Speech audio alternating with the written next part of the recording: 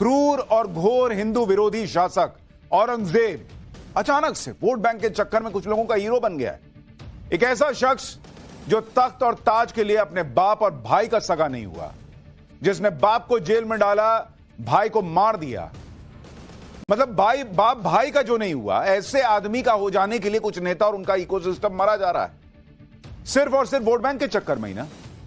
आज उसी औरंगजेब के बारे में आपको बताऊंगा तो आप भी कहेंगे कि इसे क्या वाकई इंसान की कैटेगरी में भी रखना चाहिए कि नहीं रखना, और यह भी बताऊंगा कि कुछ लोगों के लिए औरंगजेब आखिर रोल मॉडल क्यों बन जाता है। लेकिन पहले जरा ये रिपोर्ट देखिए। रहमतुल्लाह अलैह के बारे में जो कुछ भी इन लोगों ने वो किया है, ये गलत किया है। औरंगजेब खालिस हिंदुस्तानी था, उसका जन्म इसी मिट्टी में हुआ था। ये तो मुगलों की हिस्ट्री खत्म करना चाहते थे, वो तो बदल नहीं सकते। औरंगजेब रहमतुल्लाह एक बहुत अच्छे बादशाह थे।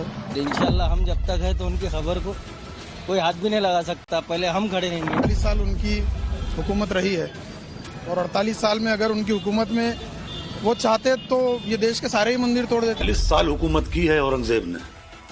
48 साल में अगर वो हमारे हिंदू भाइयों का कत्लेआम करता तो कितने कर लेता। रह जाते हमारे हिंदू भाई। फर्जी कहानी गढ़ने का काम कर रहे हैं, ये फर्जी कहानियां हैं, ये फर्जी कहानियों को मत गढ़ने का काम करें। औरंगजेब का पिता शाहजहां अपनी जीवनी में लिखता है, अपनी आत्मकथा में लिखता है कि खुदा करे कि ऐसा कमबख्त किसी को पैदा न हो। मैं शासन करने और लोगों की रक्षा करने में पूरी तरह असमर्थ रहा। मेरा बहुमूल्य जीवन व्यर्थ चला गया। ईश्वर यहाँ है, लेकिन मेरी धुंधली आंखें उसकी महिमा को देख नहीं पाती। इसी का नतीजा था कि मरने के बाद एक नामालूम सी कब्र में इसे गाड़ दिया गया।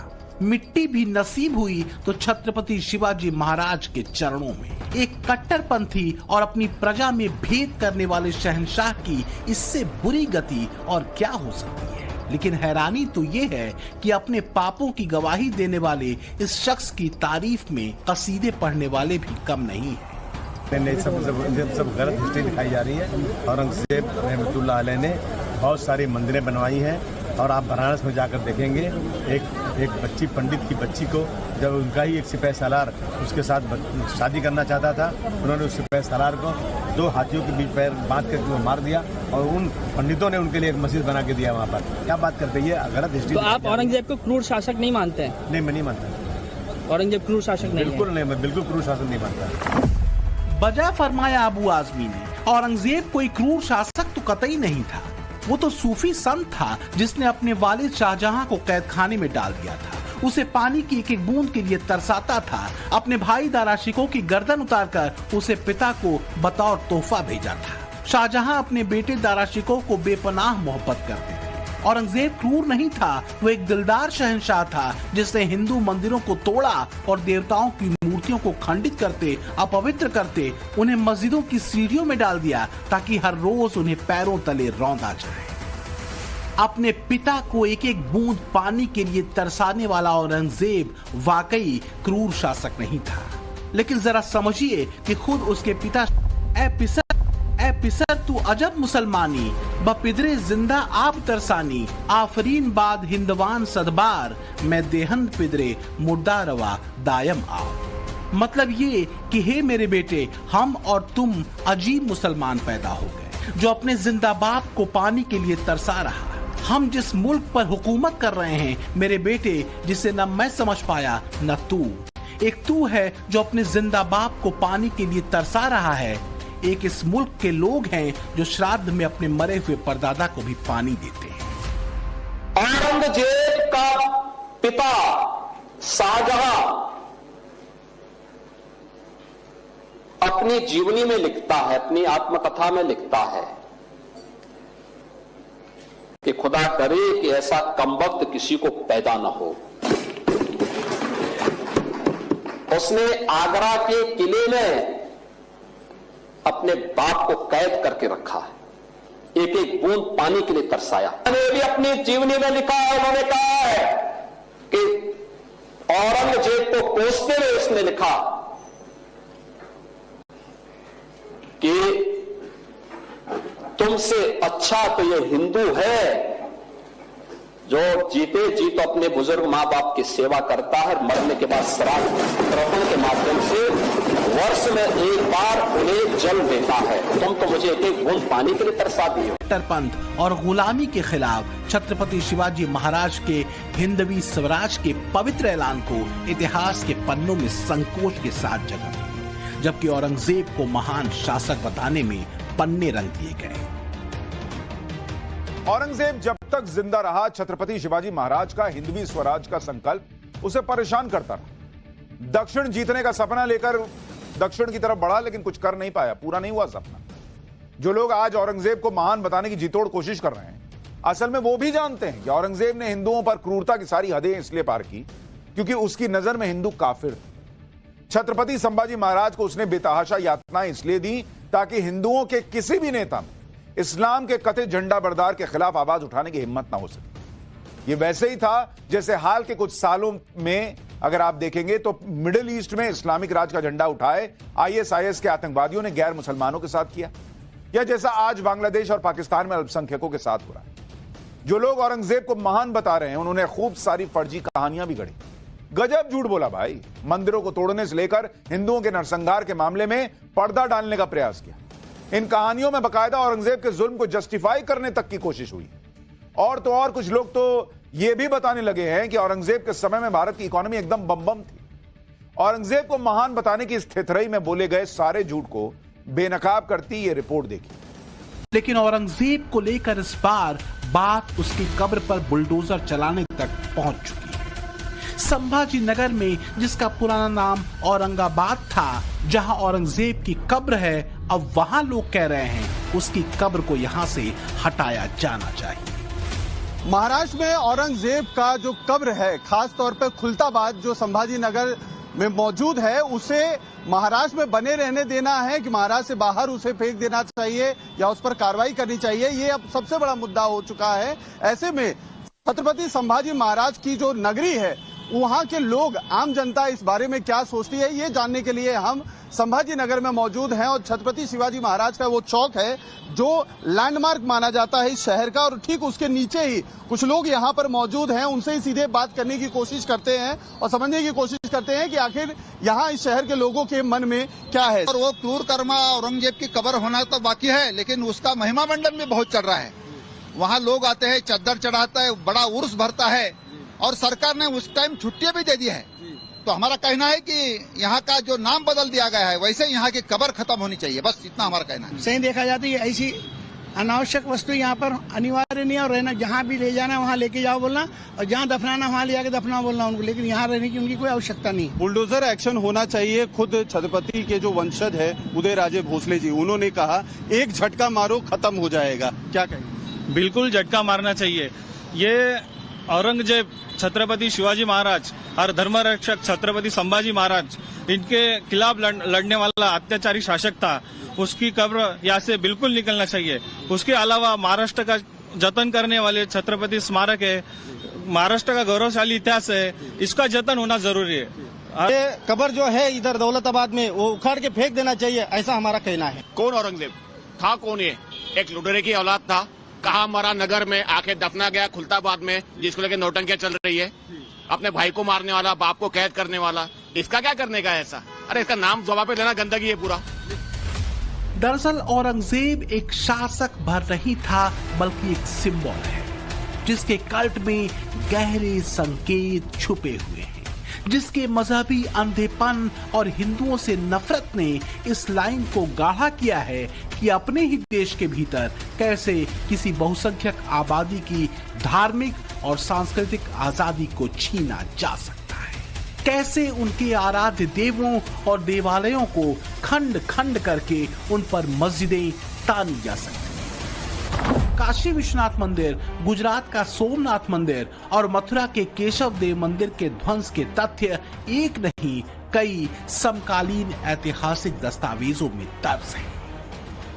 हिंदवी स्वराज और हिंदुओं की स्वाधीनता के लिए छत्रपति शिवाजी महाराज और उनके बेटे छत्रपति संभाजी महाराज ने अपने प्राणों की आहुति दी। उसी हिंदवी स्वराज के नारे को लिबरल जमातों ने कट्टरपंथी और हिंदू राष्ट्रवाद करार देते हुए उसे हल्का बताने की कोशिश की और औरंगजेब को महान बताने में पूरी ताकत लगा दी। सवाल यह है कि अगर ब्रिटिश शासन के खिलाफ लड़ाई आजादी की लड़ाई थी तो फिर शिवाजी का हिंदवी स्वराज आजादी की लड़ाई क्यों नहीं? क्योंकि अपनी ही जमीन पर औरंगजेब ने हिंदुओं से जजिया टैक्स लिया। जो हिंदू जजिया नहीं दे पाए उनको धर्मांतरण करने को मजबूर किया गया। हिंदुओं की धार्मिक और सांस्कृतिक पहचान खतरे में डाल दी गई और इसलिए शिवाजी राजे के नेतृत्व में मराठाओं का हिंदवी स्वराज वास्तव में स्वाधीनता की लड़ाई थी। मुगलों का महिमा मंडन आज से थोड़े ना चल रहा, लेकिन आप सोचिए कि कैसी कैसी कहानियां तक गढ़ी जा रही हैं औरंगजेब जैसे हत्यारे को हीरो बताने के। इनके हीरो छत्रपति शिवाजी महाराज क्यों नहीं है भाई? हिंदवी साम्राज्य को स्थापित करने के लिए जिस व्यक्ति ने पूरी जिंदगी लगा दी वो इनका हीरो नहीं है। शिवाजी महाराज के हिंदवी स्वराज के सूत्र में कहीं भी जबरन धन परिवर्तन या गैर हिंदुओं पर अत्याचार नहीं था। यहां तक कि उनके कई सेनापति भी मुसलमान थे। उन्हें अपने मजहबी परंपराओं को पालन करने का पूरा अधिकार तक था। वास्तव में हिंदवी स्वराज औरंगजेब के हिंदुओं पर ढाए जा रहे अत्याचार के विरुद्ध स्वाधीनता की लड़ाई थी। हिंदवी स्वराज की लड़ाई हिंदुओं के स्वाभिमान के लिए थी, उनकी धार्मिक स्वतंत्रता के लिए थी।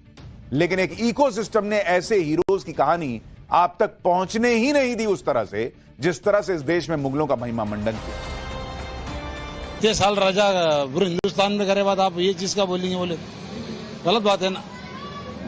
यानी वो और एक टाइम था, वो जब होना था हो गई वो चीज। औरंगजेब रहमतुल्लाह एक बहुत अच्छे बादशाह थे और उनकी बादशाहत में ऐसा कोई नहीं था। उन्होंने कई मंदिर बनाए, मस्जिद बनाए, ऐसा कोई मसला ही नहीं हुआ उनके उसमें। अभी आज जो पॉलिटिशियन हैं तो उनके हिसाब से चल रहा है बस कि औरंगजेब को बदनाम करने का। 400 साल पुरानी अब उनको बदनाम किया जा रहा है। मैं जब नहीं भी था तो जब उनकी मज़ार थी, खबर थी, हम लोग मानते, हमारे बुजुर्ग, हमारे जो बुजुर्ग दीन है तो वो यहीं के थे और इंशाल्लाह हम जब तक है तो उनकी खबर को कोई हाथ भी नहीं लगा सकता। पहले हम खड़े रहेंगे। औरंगजेब के राज बनाम छत्रपति शिवाजी महाराज के हिंदवी स्वराज में बड़ा अंतर था। औरंगजेब के समय को इस्लामिक राज बनाने की कोशिश हुई तो हिंदवी स्वराज हिंदुओं के स्वाभिमान की लड़ाई थी। औरंगजेब के दौर में जहां हिंदुओं पर जजिया टैक्स लगाया गया तो वहीं शिवाजी के राज में टैक्स लोगों की आर्थिक स्थिति पर आधारित था, धर्म आधारित नहीं। औरंगजेब ने धार्मिक आजादी पर पाबंदी लगाई जबकि शिवाजी राजे के हिंदवी स्वराज में सबको धार्मिक आजादी थी। उनकी सेना में मुस्लिम सेनापति भी थे। औरंगजेब का मकसद जहां ज्यादा से ज्यादा धर्मांतरण था तो धर्मांतरण की ऐसी कोई भी सनक शिवाजी महाराज के हिंदवी स्वराज में नहीं थी। तो फिल्में दिखा करके आप फर्जी कहानी गढ़ने का काम कर रहे हैं। ये फर्जी कहानियां हैं। ये फर्जी कहानियों को मत गढ़ने का काम करें। जानिए इतिहास के अंदर उसका झगड़ा किसके साथ था, शिवाजी के साथ क्यों झगड़ा था। मैं वही बात कर रहा हूँ जो फिल्म आई है उसी की बात कर रहे हैं। हाँ, तो उनका झगड़ा शिवाजी के साथ क्यों हुआ था। झांकिए इतिहास के अंदर, आधा अधूरा ज्ञान फैल रहे हैं। महाराज का यही राष्ट्र संकल्प पीएम मोदी की भी प्रेरणा रहा है। मैं छत्रपति शिवाजी महाराज के चरणों में कोटि कोटि नमन करता हूं। जब 2013 में भारतीय जनता पार्टी ने मुझे प्रधानमंत्री पद के उम्मीदवार के रूप में निश्चित किया तो मैंने सबसे पहला काम किया था रायगढ़ के किले पर जाकर के छत्रपति शिवाजी महाराज की समाधि के सामने बैठ करके प्रार्थना की थी। एक भक्त अपने आराध्य देव को जिस प्रकार से प्रार्थना करता है उसे भक्ति भाव से आशीर्वाद लेकर के मैंने राष्ट्र सेवा की एक नई यात्रा का आरंभ किया था। तो क्या विकास की तस्वीरें, बदलते राष्ट्र की छवि औरंगजेब के शागिर्दों के सीने में किसी नश्तर की तरह उतर रही है? आखिर सांस्कृतिक राष्ट्रवाद की धारा विपक्षी नेताओं की आंखों में किरकिरी सी क्यों उतरती है? औरंगजेब के कल्ट में विपक्षी खोज क्या रहे हैं? पीएम मोदी देश को विकास के रोपवे पर तेजी से आगे बढ़ा रहे हैं। उनका मॉडल क्लियर है, विकास भी, सनातन भी। यही बात विपक्ष के नेताओं को पसंद नहीं आ रही। और पीएम मोदी से उनकी चिढ़ का लेवल इतना बढ़ गया है कि अब कुछ लोग औरंगजेब को विकास पुरुष बताने लगे। आरजेडी के नेता को सुनिए क्या कह रहे वो औरंगजेब को लेकर, फिर बताऊंगा कि औरंगजेब के फैन क्लब में और कौन कौन शामिल हो गया, बागेश्वर बाबा कैसे भड़के हुए हैं, और औरंगजेब की इकोनॉमी की बड़ी बात हो रही है। औरंगजेब ने भारत को सोने की चिड़िया बना दिया था, उसकी भी सच्चाई आज आपको बताऊंगा। कई उनके बारे में बहुत सारे वैसा ईमानदार शासक कोई नहीं हुआ, और कई इतिहासकारों ने उनकी शिकायत भी की है कि उनमें कुछ बहुत सारी कमियां भी थी। तो हम लोग इतिहास के तो छात्र है नहीं कि कुछ उस पर विशेष अध्ययन कर करके यह बता सके कि ईमानदार कितने थे और अच्छाई कितनी थी और कमियां कितनी थी। पांच शासक लोग को देख रहे हैं, जो मुझे लगता है कि उनके बारे में जब इतिहास लिखा जाएगा तो उससे कई गुना ज्यादा बुराई लिखा जाएगा। ये आरजेडी के नेता हैं, कह रहे हैं कि जब आज के नेताओं का हिसाब लिखा जाएगा, इतिहास लिखा जाएगा, मतलब नरेंद्र मोदी को टारगेट कर रहे हैं, तो कह रहे हैं औरंगजेब से भी घटिया इतिहास होगा। ये इन लोगों की नफरत का लेवल है। कह रहे हैं इतिहास हम लोग जानते नहीं है, क्या बोलें कैसे। तो अभी पूछिए इनसे आरएसएस का इतिहास, जो अलाए बलाए इनको लिखा मिला होगा व्हाट्सएप पे, सब जो है उल्टी कर देंगे। ये आरएसएस तो ऐसी थी, आरएसएस तो वैसी थी। तब इनको इतिहास का ज्ञान जो है वो पूरा हो जाता है। औरंगजेब का गुणगान करने वालों के चेहरे धीरे धीरे अब सामने आ रहे हैं। मशहूर शायर हुआ करते थे एक भाई साहब, मुनव्वर राणा, उनके बेटे तबरेज राणा भी औरंगजेब को बचाने निकल गए। तबरेज राणा ने कहा कि औरंगजेब ने 48 साल तक हुकूमत की थी, अगर वो आतंकी होता तो हिंदुओं और मंदिरों का नामो निशान मिट गया होता। औरंगजेब जो चाहता वो कर सकता था। सुनिए तबरेज राणा का लॉजिक। 48 साल हुकूमत की है औरंगजेब ने। 48 साल में अगर वो हमारे हिंदू भाइयों का कत्लेआम करता तो कितने कर लेता। रह जाते हमारे हिंदू भाई। अगर वो खुदा न करे हमारे मंदिर शहीद करता तो क्या हमारे मंदिर बचते? 48 साल में यहां 10 साल की हुकूमत नहीं है, कितनी जगह बुलडोजर चल गया। उसे 48 साल का वक्त मिला था, तब ना आप थे ना सोशल मीडिया थी। वो जो चाहता कर लेता, नामो निशान मिट जाता। अगर वो इतना आतंकी होता तो। कुछ लोगों के पास एक चीज की बड़ी कमी होती है, वो चीज वैसे तो कॉमन है लेकिन बहुत अनकॉमन है, और वो है कॉमन सेंस। भाई साहब कह रहे हैं कि 48 साल औरंगजेब ने राज किया तो चाहता तो सब हिंदू खत्म हो जाते। अरे हिंदू गाजर मूली थोड़े हैं जो काट के फेंक देता सारों को, और सारों को काट के फेंक देता तो फिर जो बड़ी फौज बनाई वो कहां से लाता, कहां से चलाता?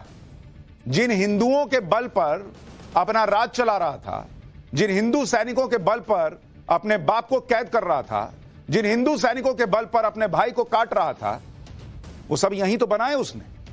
सारे लेके आया था क्या? सबको काट देता, मार देता। थोड़ा तो इस्तेमाल करना होगा बॉस। इस खांची में बांटकर खुल्लम खुल्ला तुष्टीकरण का जो राजपाट चल रहा था, अब वो विकासवाद और सांस्कृतिक राष्ट्रवाद की आंधी में हत्थे से उखड़ चुका है। औरंगजेब को लेकर अब तक जो भी झूठ कथित लिबरल्स ने रचा, अब उसकी हवा निकल चुकी है। रही सही कसर हिंदू एकजुटता के मंत्र ने पूरी कर दी है। हैरानी तो इस बात की है कि औरंगजेब प्रेमियों ने उसे महान साबित करने में अपनी थीसिस तैयार कर ली है, लेकिन सत्य इस्लामिक आतंकियों के झंडे की तरह ही काला है। औरंगजेब प्रेमी ये नैरेटिव फैलाने की कोशिश कर रहे हैं कि भारत की अर्थव्यवस्था औरंगजेब के टाइम पर ही बम थी। ये लोग तो ये भी कह रहे हैं कि औरंगजेब ने अपने बाप को इसलिए कैद किया था कि बाप बड़ा खर्चा करता था, इसलिए उसका खर्चा कम करने के लिए ऐसा कर दिया। हाँ भाई, ऐसा दिखाया जा रहा है कि जिससे ये लगे कि मुगलों ने ही भारत को चमकाया। उससे पहले तो सब बेकार था। लेकिन आज पाठशाला में आपको दिखाते हैं कि अगल बगल के शासकों के दौरान भारत की अर्थव्यवस्था कैसी रही। नीदरलैंड की यूनिवर्सिटी ऑफ ग्रोनिंगन के प्रोफेसर हैं एंगस मैडिसन, फेमस प्रोफेसर हैं। उन्होंने एक चार्ट तैयार किया जिसके मुताबिक आपको बताता हूं कि किसके शासनकाल में भारत की अर्थव्यवस्था कैसी रही। आपको जरा आज देखना चाहिए। बहुत नौटंकी देख रहा हूं कि औरंगजेब ऐसा, औरंगजेब ऐसा। अगर आप देखिए, कॉलम बनाइए, किस सन में क्या था, उस समय शासक कौन थे। अगर आप देखेंगे उस समय शासक कौन थे, और अगर आपको यह भी बताऊं कि भारत की जीडीपी उस समय क्या होती थी, किसकी तुलना में? दुनिया की जीडीपी की तुलना में। दुनिया की तुलना में अगर आप जीडीपी की तुलना में देखेंगे तो भारत की जीडीपी तब क्या होती थी। तो अगर आप देखेंगे सन 1 से लेकर 1000 तक, इस समय मोटे तौर पर जो राज रहा वो गुप्ता साम्राज्य का रहा। चोल राजा थे, हिंदू चोल राजा, आपको पता ही है, उनके बारे में आपको बताइए ये, और चालुक्य थे। मोटे तौर पर इनका शासन था। इस समय भारत की जीडीपी दुनिया की जीडीपी का 30% हुआ करती थी, 30% इनके राज में। उसके बाद अगर आप देखिएगा सन 1000 से लेकर सन 1500 ईस्वी तक, अगर इसके बीच में आप देखिएगा तो शासक कौन थे भाई? चोल तो थे ही थे, पृथ्वीराज, उनका भी शासन था। इसके अलावा खिलजी भी था कुछ हिस्से में, और विजयनगर का एम्पायर था, विजयनगर। इस दौरान भारत की जीडीपी कितनी रही भाई? इस 1000 से लेकर 1500 ईस्वी तक दुनिया की जीडीपी का 29% यह भारत की जीडीपी होती थी। मोटे तौर पर हिंदू राजाओं का राज था इतने समय तक। उसके बाद आप देखिए 1500 से 1600 ईस्वी, इसी समय मुगल राज की स्थापना हुई। 1526 में बाबर आया था, तो अगर आप इसको जोड़ लीजिए मुगल राज से कि भाई 1526 में मुगल राज आ गया था, तो भारत की जीडीपी कहां गई 1526 से लेकर 1600 तक के बीच में? भारत की जीडीपी दुनिया की जीडीपी का 24.5% रह गई। यानी जो जीडीपी थी 29% से गिर के 24.5% रह गई दुनिया की जीडीपी। यह मुगलों के राज में हुआ। उसके बाद 1600 से लेकर अगर आप 1700 ईस्वी तक देखिएगा, उस दौरान किसका शासन रहा? मुगल का ही राज रहा। इस दौरान मुगल राज में कौन कौन थे भाई? अकबर था, जिसकी बड़ी आपने कहानियां सुनी, जहांगीर, शाहजहां, औरंगजेब का अब्बू, और औरंगजेब। भारत की जीडीपी दुनिया की जीडीपी का 22.5% हो गई घटते घटते। यह वो महान औरंगजेब के राज में हुआ है, जिसके लिए लोग कह रहे हैं कि अरे सोने की चिड़िया बना दिया। अरे सोने की चिड़िया हिंदू राजाओं, चोल, चालुक्य वगैरह के समय में थी, पता ही नहीं है तुमको। वो घटते घटते 22.5% पे आ गई। और अगर आप 1700 से 1800 ईस्वी के बीच में देखिएगा, इस दौरान मुगल घटे और मराठा बढ़े। थोड़ा मुगल मानिए और ज्यादा मराठाओं का राज मानिए, क्योंकि आपको याद होगा अभी अगर आपने छावा फिल्म देखी है तो औरंगजेब 1707 में मर गया था। उसके बाद से मुगल काल नीचे आने लगा, डाउनफॉल, और मराठा स्ट्रांग होने लगे। इस समय भारत की जीडीपी जो घट के 22.5% हो गई थी दुनिया की जीडीपी का, वो फिर बढ़कर 24.5% पे पहुंच गई बॉस, 24.5%। यानी गुप्त साम्राज्य, जिन्हें अंग्रेजी में गुप्ता एम्पायर कहते हैं, उनके टाइम में जीडीपी बम हुआ करती थी। मुगलों के समय में घटती चली गई और बाद में फिर रिवाइव। भाई जिसने जो किया है उसको बताइए। अगर कोई क्रूर था, अत्याचारी था, तो बोलिए ना भाई। लेकिन नहीं, तारीफ करनी है तो कुछ भी बोलो कि भारत तो एकदम खत्म था, यही मुगल आए तो इन्होंने कर दिया। सब चीज में इनको मुगलों का महिमा मंडन करना है। और कि संभाजी नगर में एक अलग मांग उठी है।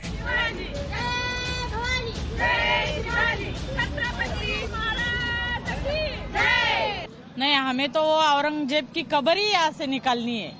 इधर कब्र भी नहीं चाहिए, क्योंकि उन्होंने जो संभाजी महाराज का हाल किया है, अभी तो हमने लाइव टीवी पे भी देखा है, पिक्चर चालू है छावा करके, तो उसमें तो भी थोड़ा बहुत दिखाया है। पर हमने जो इतिहास पढ़ा है, इतिहास में तो बहुत सारा लिखा है संभाजी महाराज को कैसे हाल करके मारा है। उनको क्या करना, उनको वो जो आदमी है, हिंदू आदमी, मुस्लिम बनाने के थे, इसलिए वो दे रहे थे। इसलिए वो हमें वो धर्मांतरण का लालच देकर वो जमीन दे रहे थे ना। हिंदुस्तान से अतुल सिंह के साथ ब्यूरो रिपोर्ट, टाइम्स नाउ, नव भारत।